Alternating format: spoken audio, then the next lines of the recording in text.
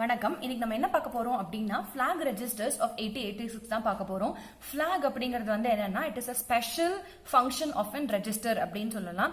இங்க நம்ம என்ன பண்ண போறோம் அப்படின்னா நம்ம பெர்ஃபார்ம் பண்ண போற arithmetic and லாஜிக்கல் ஆபரேஷன்ஸ் கூட ரிசல்ட்டுக்கு தகுந்த மாதிரி இந்த flag வந்து நமக்கு either it will be set to 1 or it will be set to 0. So the flag register will be greatly depending upon the result of your arithmetic and logical operations.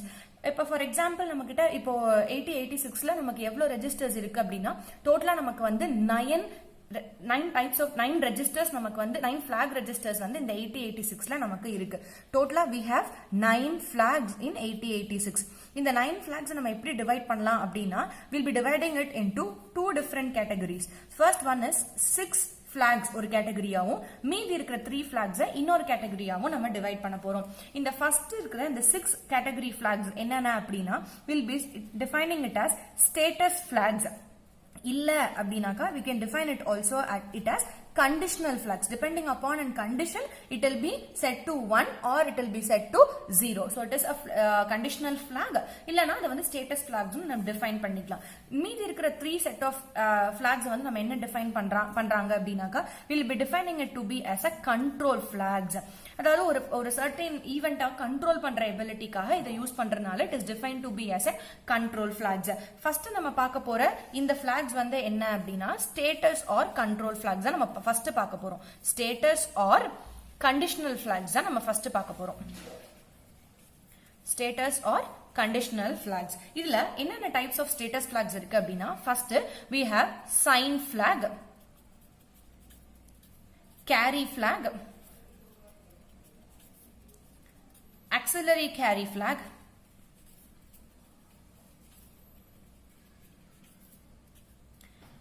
overflow flag,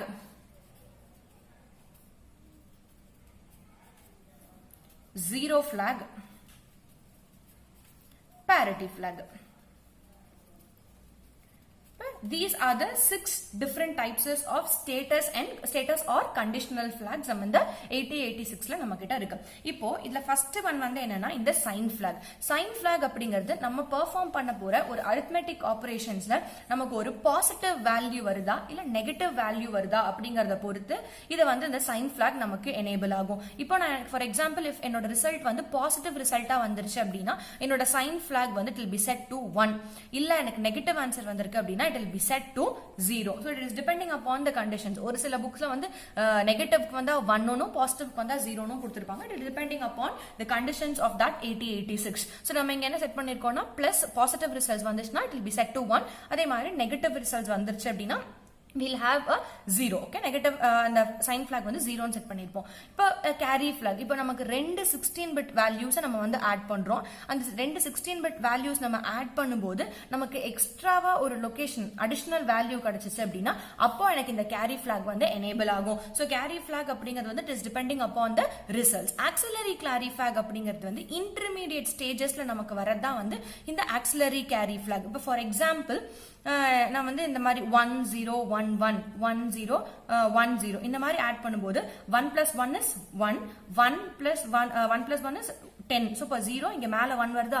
இப்போ இந்த மாதிரி எனக்கு in between ஸ்டேஜஸ்ல வந்துச்சு அப்படின்னா அது வந்து என்னோட auxiliary carry. இப்போ இதை நான் கம்ப்ளீட் பண்ணிடுறேன். இங்க 1 இந்த வந்து 1 plus 1 is 10 அப்படின்னு வரும். இப்போ இங்க வந்து பாத்தீங்க அப்படின்னா என்னோட கேரி பிளாகும் எனக்கு 1 தான், ஆக்சிலரி கேரி பிளாகும் எனக்கு இங்க 1 தான். சோ இன்டர்மீடியட் ஸ்டேஜஸ்ல வந்துச்சு அப்படின்னா that is defined to be as an auxiliary carry.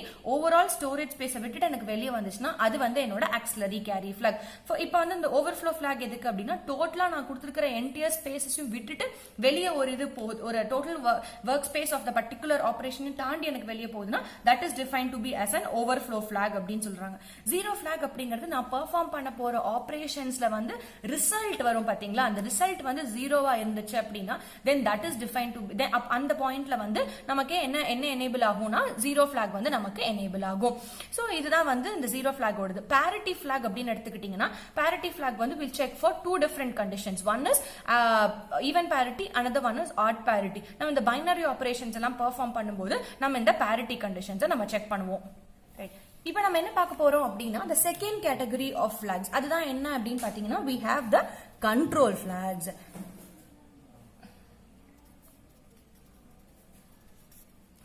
இந்த கண்ட்ரோல் பிளாக்ஸ் எதுக்கு அப்படின்னா வந்து ஏதாவது ஒரு சர்டின் கண்ட்ரோலிங் ஆபரேஷன்ஸ் வரும்போது நம்ம இந்த பிளாக்ஸ் வந்து எனேபிள் பண்ணிருப்போம். ஆக்சுவலா வந்து இந்த கண்ட்ரோல் பிளாக்ஸ்ல நமக்கு மொத்தம் 3 different types of control blocks இருக்கு.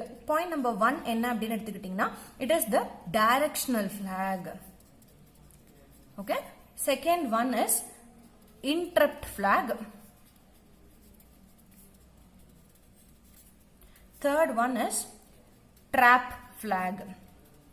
இப்போ டைரக்ஷனல் பிளாக் அப்படிங்கிறது வந்து ஜெனரலா நம்ம எதுக்கு யூஸ் பண்றோம் அப்படின்னா will be using it for the string operations.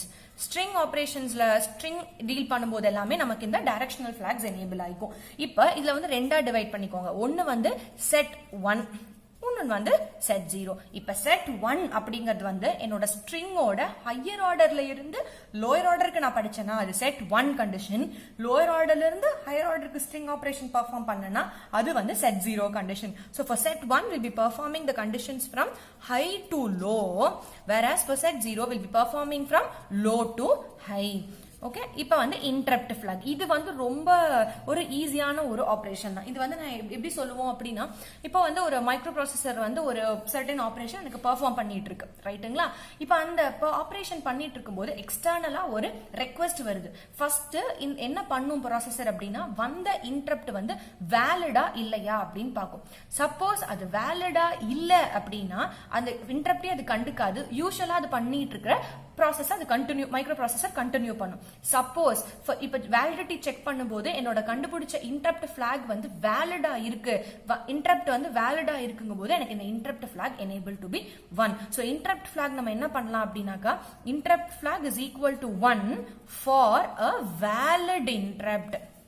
For a valid interrupt. அதுவே வந்து f is equal to 0 for an invalid interrupt. அதுதான் வந்து இந்த கண்டிஷன்ஸ் கொடுத்துருக்காங்க. இன்டரப்ட் வந்து நான் தனி ஒரு வீடியோவாவே உங்களுக்கு நான் போடுறேன். அப்ப இன்னும் இன்டெப்தா இன்டரப்ட் பிளாக் பத்தி நான் சொல்லித்தரேன். The next one is TARP flag. இந்த TARP flag எதுக்காக மெயினா போறோம் அப்படின்னா டீபக் பண்றதுக்காக தான் போறோம். இப்போ வந்து ஏதாவது ஒரு ஆபரேஷன் நம்ம பெர்ஃபார்ம் பண்ணிட்டு இருக்கும்போது ஏதாவது ஒரு ஃப்ளோ நமக்கு மிஸ் ஆகுது இல்ல வந்து கரெக்டா எக்ஸிக்யூட் ஆகுதான்னு பாக்குறதுக்காக தான் இந்த டீபக்கிங் ஆபரேஷனுக்கே நம்ம போறோம். இந்த டீபக்கிங் அப்படிங்கறது வந்து will be defining it to be as a single step debugging. அந்த மாதிரி நிறைய டிஃபரெண்ட் டைப்ஸ் இருக்கு. நம்ம இங்க 8086ல வந்து will be go with single step debugging process. So இது வரைக்கும் நம்ம என்ன பார்த்திருக்கோம் அப்படின்னா ரெண்டு கேட்டகரிஸ் ஆஃப் ரெஜிஸ்டர்ஸ் பார்த்திருக்கோம். ஒன்னு வந்து status block or conditional blocks, இன்னொன்னு வந்து கண்ட்ரோல் பிளாக்ஸ். கண்ட்ரோல் பிளாக்ஸ் நம்ம பார்த்திருக்கோம். இப்போ இந்த பாக்ஸ் நம்ம எதுக்கு வரைஞ்சிருக்கோம் அப்படின்னா யூசுவலா வந்து ஒரு பிளாக் ரெஜிஸ்டர்ஸ் நம்ம வரையும் போது நம்ம வந்து இந்த மாதிரி ஒரு பாக்ஸ் செட்டப் தான் வரையணும். The very first condition is நமக்கு நம்மளோட மைக்ரோ ப்ராசஸர் என்ன பிட், ஐ மீன் எத்தனை பிட் அப்படின்னு நமக்கு தெரியணும். நம்மளோட 8086 எத்தனை பிட்டுங்க? 16 பிட். அதனாலதான் நமக்கு என்ன பண்ணிருக்கோம் 0 to 15 வரைக்கும் நம்ம 16 பாக்ஸஸ் ஆஃப் ஸ்பேஸ் நம்ம கிரியேட் பண்ணிருக்கோம். இதுல ரொம்ப முக்கியமான ஒரு சில பிளாக்ஸ் மட்டும் தான் நம்ம மார்க் பண்ண போறோம். அதாவது நமக்கு நம்ம ஆல்ரெடி எத்தனை கேட்டகரி படிச்சிருக்கோம்? 9 பிளாக்ஸ் மட்டும் தான் படிச்சிருக்கோம். அதாவது 9 பிளாக்ஸ் ஆஃப் 2 டிஃபரெண்ட் கேட்டகரிஸ். அதை மட்டும் தான் நான் வந்து இங்க எழுத போறேன், ரைட்டுங்களா? நான் ஆல்ரெடி பாயிண்ட் பண்ணிருக்கேன். D0, D2, D4, 6, 7, 8, 9, 10, 11. இந்த ஃபர்ஸ்ட் டாட் நீங்க ஃபிக்ஸ் பண்ணிட்டு அதுக்கு அப்புறமா ஏதாவது ஒரு ஃப்ளோல யூ கேன் ரிமெம்பர் இட். யூசுவலா நான் வந்து என்னோட ரைட் சைடுல இருந்து தான் எல்லாமே எழுதுவேன் considering to micro processor. So D0 அப்படின்னு எடுத்துக்கிட்டீங்கன்னா என்னோட கேரி பிளாக். D2 ல I have my parity flag. D4 ல I have my auxiliary carry flag. 6 I have my zero flag. 7th ல I have my sign flag. 8th ல I have my TARP flag. 9th ல I have my interrupt flag. D10 ல I have directional flag. D11 ல I have my overflow flag. So முதல்ல என்னென்ன different categories of flags இருக்கு அப்படின்னு நீங்க தெரிஞ்சுக்கோங்க. அந்த categoriesல நேம் வச்சு என்ன டைப் ஆஃப் டிஃபைன் பண்ணலாம். இப்போ ஃபார் எக்ஸாம்பிள் கேரி flag அப்படின்னு வருதுன்னு வைங்களா, ஓகே கேரி ஒரு என்னோட ஆபரேஷன்ல செட் ஆச்சு, அது கேரி வந்தது அப்படின்னா நான் கேரி flag எனேபிள் பண்ணுவேன் அப்படின்னு ஈஸியா யூ கேன் correlate. ஸோ இது மாதிரியான நேம் வச்சு try to correlate and you can write. So writing a flag register is very easy. So ஈஸியா கார்லேட் பண்ணிக்கோங்க. ஃபியூச்சர்ல நான் வந்து நிறைய ப்ராப்ளமேட்டிக்கா டிஃபைன் பண்ணிட்டு அதை வச்சு எப்படி பிளாக்ஸ் நீங்க டிஃபைன் பண்ணலாங்கிறத நான் சொல்லித்தரேன். ஹோப் இந்த வீடியோ உங்களுக்கு யூஸ்ஃபுல்லா இருந்திருக்கும் நம்புறேன். தேங்க்யூ.